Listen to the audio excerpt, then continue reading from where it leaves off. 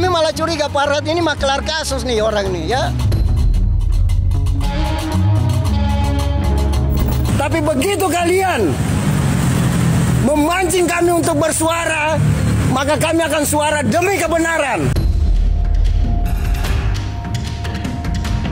Ya, untuk Wapres memang menyatakan sikap juga bahwa mudah-mudahan kalau memang itu harapannya untuk dimediasikan, mudah-mudahan kami bisa.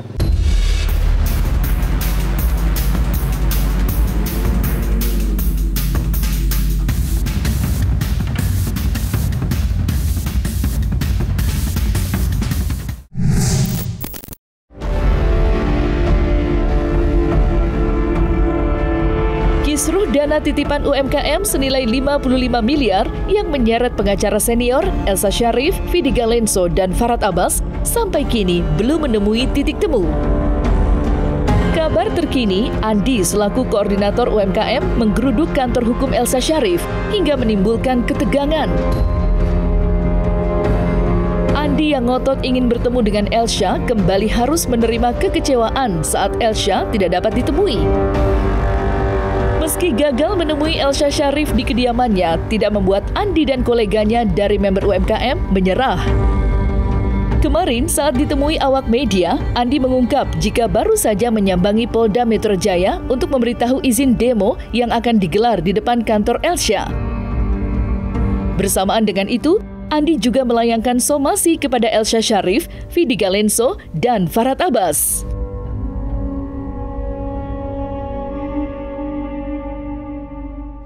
Tanya lagi kok, kita datang baik-baik kok.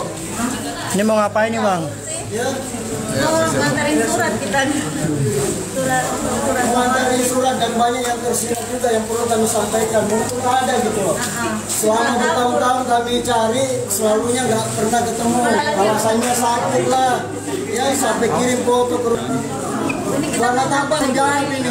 Ya. Tadi kan Elsa bilang ya, katanya dia mau membantu UMKM. Nah ini uang UMKM yang 50 UMKM. UMKM lagi Elsa, geruduk Elsa. Kenapa nggak dikembalikan sama Bu Elsa? Gitu loh. Malah kabur nih, kami ngantarin surat.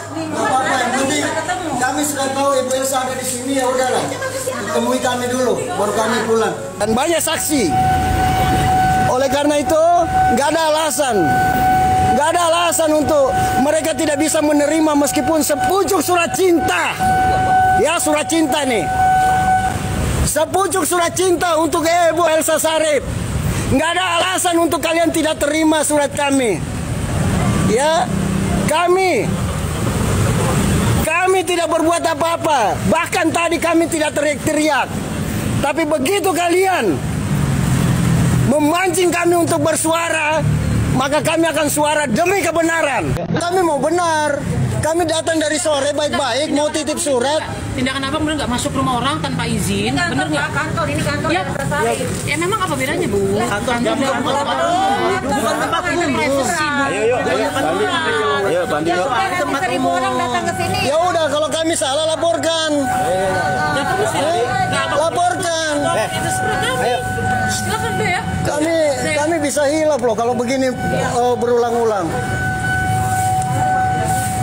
Hebat banget ini, ya sampai masa Bapak polisi juga nggak bisa menengahi yang seperti ini Pak. Apa alasannya Bapak coba nggak bisa menengahi ini? Siapa? Bapak polisi nggak bisa menengahi. Saya tadi udah tanya bahwa ini udah dilaporkan. Iya. Ya kan udah proses hukum ya. Tanyakan lagi sampai di mana perkembangannya kan begitu. Dia udah mediasi kemarin Pak, pertemuan. 15. Dan dia sudah mengakui 33M. Gitu loh. Kali ada prosesnya lagi Pak. Nggak ada prosesnya. 33M inilah kami tanyakan. Balikin. Kali di lawyernya kan laporan sama Bu Elsa apa? Loh. Belum di ini. Ayo. Udah kan udah ada, Bapak ada lawyer, dia ada lawyer. Ada lawyer. Silakan aja hubungan sama lawyer gitu ya. Bang Andi ada lawyer juga. UMKM tidak ada uang untuk lawyer, ya. Kami hanya mengadakan perbuatan. Ya, Udah. orang-orang kecil semua nih, ya teman-teman. Mereka punya uang 1 juta, 2 juta, lalu kemudian ngajak keluarganya. Kalau di ini kayak ayam. Untuk selanjutnya, selain data yang kami masukkan, kebetulan tadi kami dari Polda juga menyampaikan informasi terkait pemberitahuan aksi.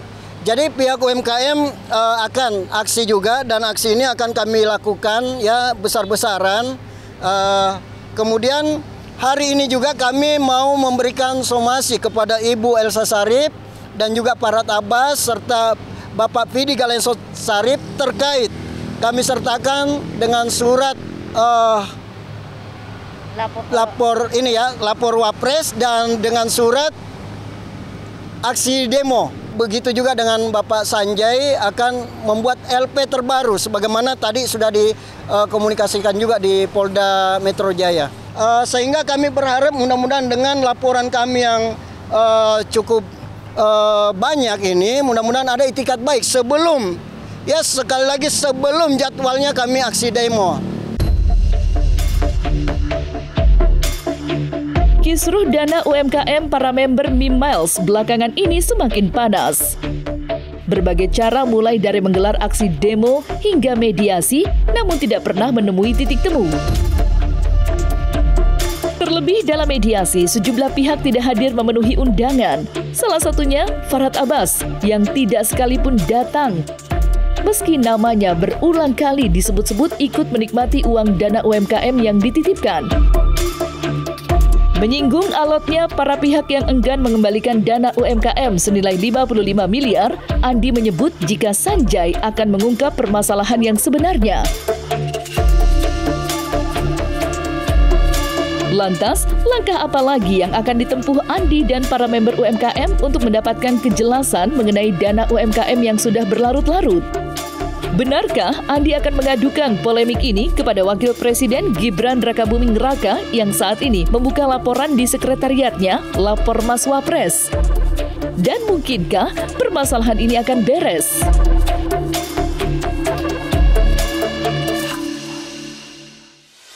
Terkait mediasi, memang sebelumnya pihak Wapres menyampaikan juga bahwa setelah mediasi nanti apabila belum ada penyelesaian, silakan lebih lengkapkan lagi berkasnya supaya kami bisa menindaklanjuti laporannya.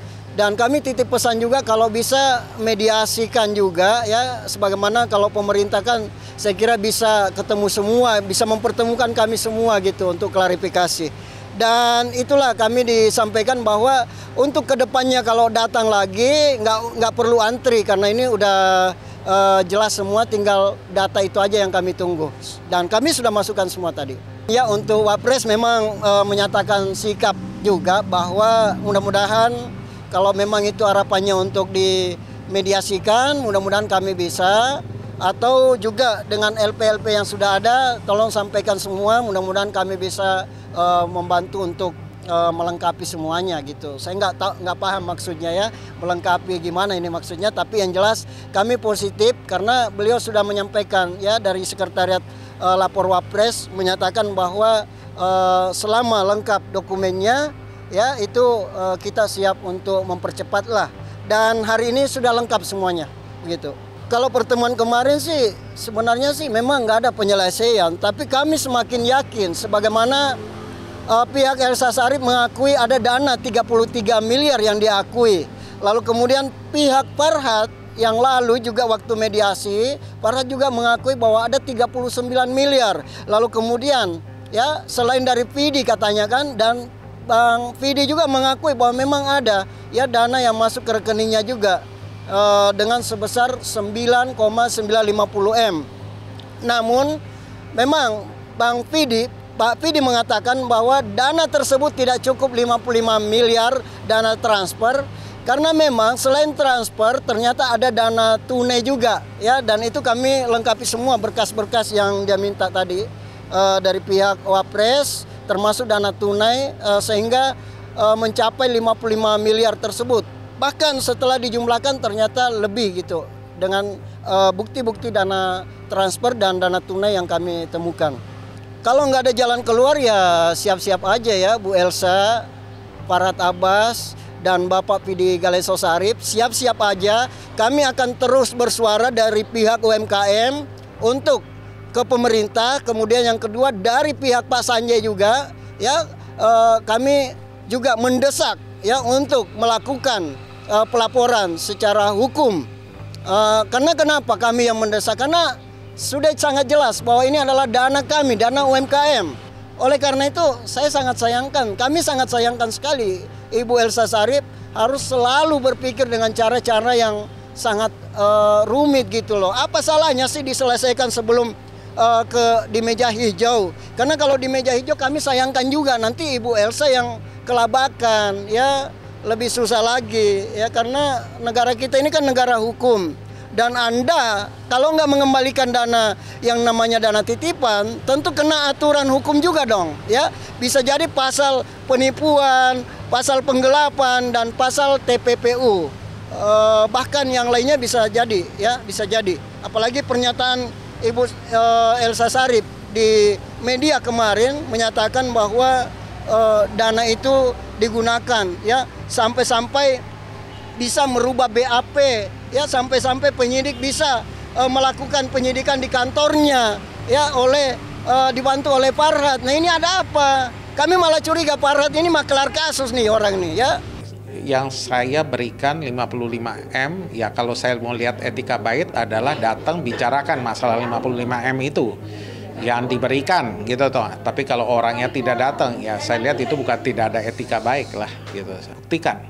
Terakhirnya sekali lagi katakan buktikan. Mau bicara apapun harus ada bukti.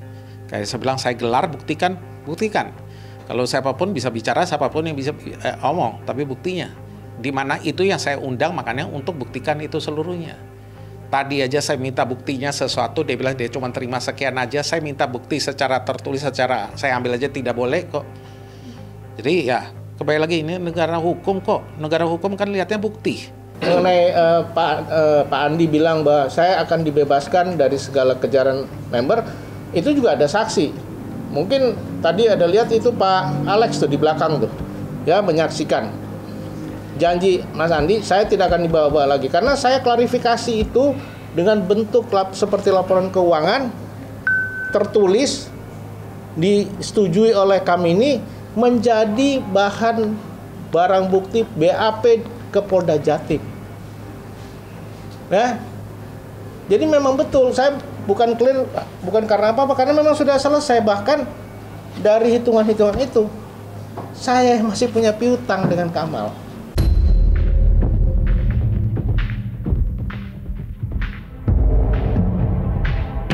Sementara upaya mediasi dengan mempertemukan semua pihak kembali menemui jalan buntu. Vidi Galenso yang datang bersama pengacaranya hanya dapat bertemu dengan Sanjay. Sementara Elsa Sharif dan Farhad Abbas tidak kelihatan batang hidungnya. Ketidakhadiran Elsa dan Farhad membuat Sanjay meradang dan menutup pintu mediasi dan lebih memilih langkah hukum. Sementara, Vidi menuding Direktur Mimiles asal India itu telah mencemarkan nama baik dan fitnah. Alhasil, mediasi tidak mencapai kesepakatan. Lantas, seperti apakah reaksi Vidi Galenso dan Sanjay usai mediasi deadlock? Dan langkah apa yang akan ditempuh keduanya?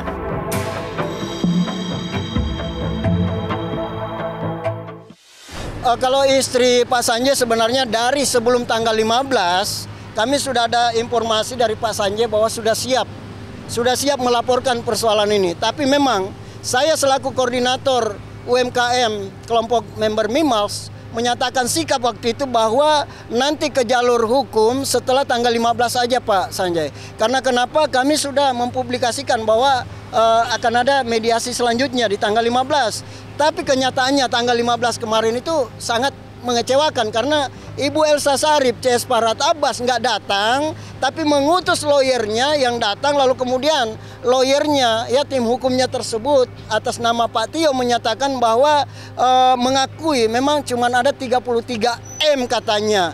Lalu kemudian diminta dan nggak bisa juga memberikan karena Ibu Elsanya nggak ada, kan seperti itu. Jadi sampai kapan gitu loh, ya. Jadi makanya kami akan terus bergerak, terus berjuang bersama dengan teman-teman member semuanya.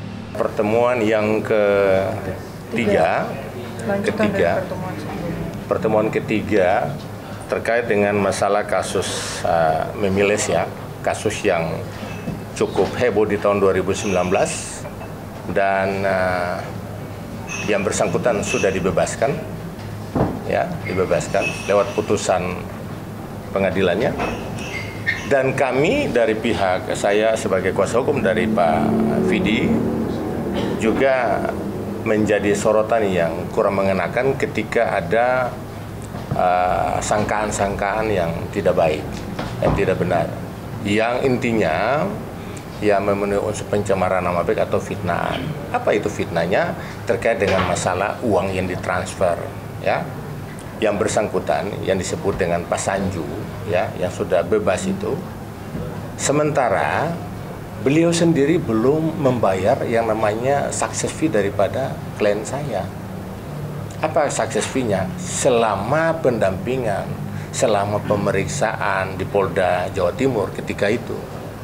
Dan sekarang beliau sudah bebas. Dan apa putusannya? Salah satu isi dari putusan itu bahwa semua dana aset-aset yang disita ketika itu oleh Polda Jawa Timur itu dikembalikan sekitar 700 miliar lebih. Pertemuan kedua ini ya kita bilang saya cukup kecewa sekali ya.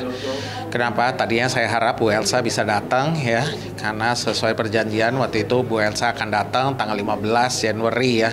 Dari pertemuan pertama lawyernya sendiri bilang akan diusahakan datang di bulan Januari 15 ini untuk pertemuan kedua. Ternyata saya tunggu sampai 2 jam, udah telatnya 1-2 jam. Terus akhirnya juga pas datang juga cuma dia datang Pak Vidi sendiri, Bu Elsanya juga sama sekali nggak hadir. Jadi ya cukup mengecewakan lah buat saya. Diskusi terakhirnya adalah kita larikan hukum karena kita udah kasih berkali-kali kesempatan ya untuk bicara masalah 55M yang dititipkan. Tapi terakhirnya tidak ada ya kayak bilang tidak ada orangnya datang untuk didiskusi sama sekali ya. Terakhirnya putusannya kita larikan hukum. Tapi tadi dijelaskan ada uang cash, ada uang transfer, mana yang benar? Tadi Bung Roni sudah mempertanyakan itu 55M itu apa bentuknya, uang transfer semuanya? Enggak, berubah. Jadi 55M itu ada transfer, ada cash. Padahal di surat kuasa dibilang total transfer. Dibilang total transfer. Saya minta mana bukti 55M itu? Terus bilang juga bertahap. Nah, dibilang bertahap Transfernya. ya kan? Saya bilang mana supaya jelas yang ke saya berapa dan saya sudah bertanggung jawab. Saya tahu, supaya saya jangan dibawa karena surat kuasa saya dengan Bu Elsa beda. Dibilang sesudahnya baru dikasih.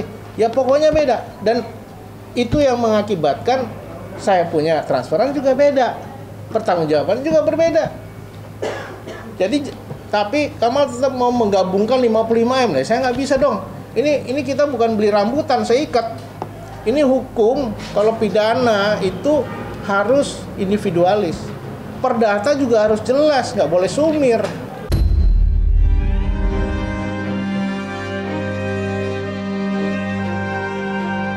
Nah, selesai sudah Cumi Lovers, saksikan terus Cumi Camp In-Depth. Kabar lengkap, mendalam, dan akurat dari narasumber terpercaya.